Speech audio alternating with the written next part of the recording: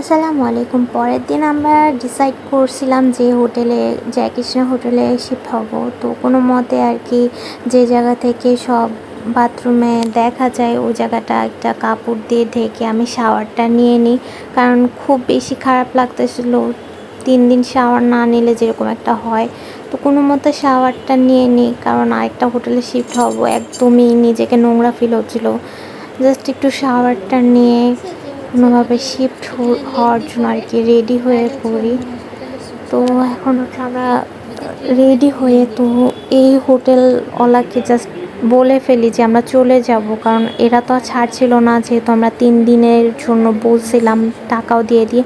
আর আমরা টাকাটা চাই না, কারণ আমরা কোনো ঝামেলা চাচ্ছিলাম না, টাকাটা আমরা এভাবে দিয়ে আসি যে থাক টাকা তোমরা নিয়ে নাও। আর ওরা আমরা বারবার বলছিলাম ভালো রুম দিতে, ওরা আমাদের ভালো রুম দিচ্ছিল না, সেহেতু আমরা ছেড়ে দিচ্ছিলাম যে যেহেতু তোমরা ভালো রুমও দিবা না, আমরা এই রুমে থাকতে পারছিলাম না, সেহেতু আমরা এই রুমটা ছেড়ে দিব।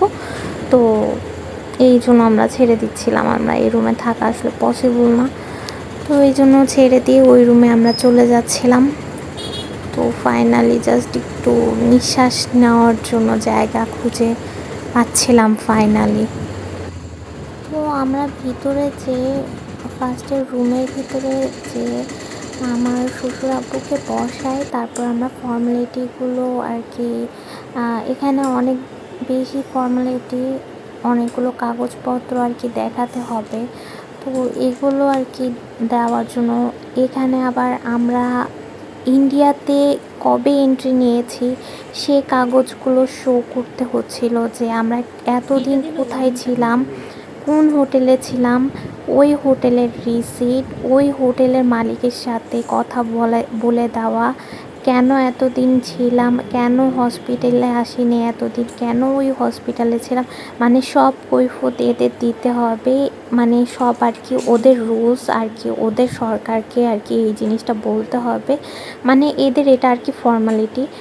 যাই হোক, মানে সব কিছু ওদের রুলস আর কি, এগুলো আর কি আমাদের দেখাতে হবে।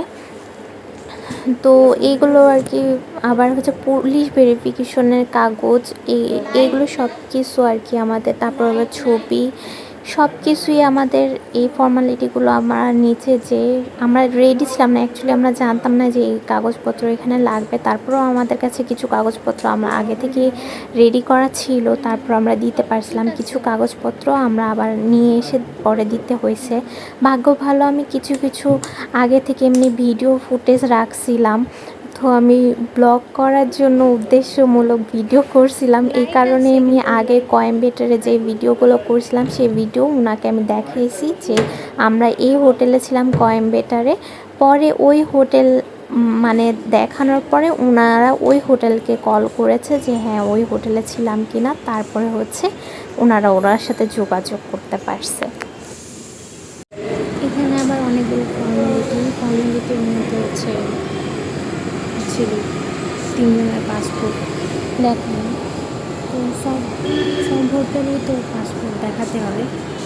তো এখানে আবার হচ্ছে পাসপোর্টের কপি, তারপর হচ্ছে ভিসার কপি, তারপর আগে কোন হোটেলে ছিলাম সেই মানি রিসিট।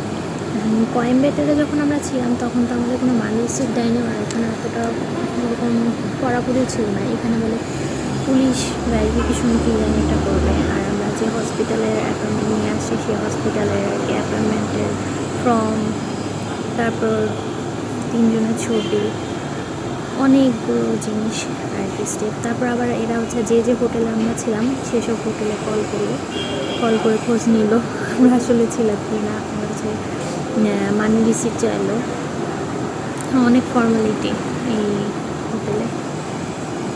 তো এই তারপর হচ্ছে ওই হোটেলে থেকে অ্যাটলিস্ট একটা আলো বাতাস, মানে খারাপ ফিল হচ্ছে না, অ্যাটলিস্ট একটু মানে মনে হচ্ছে জেলখানা থেকে বার হয়েছে। তো দ্যাটস ইট। এই যে এই জায়গায় পাহাড়টা দেখা যাচ্ছে এখান থেকে, এটাও তো একটা আনন্দ। এই যে এই হোটেল থেকে সামনে হচ্ছে পাহাড়।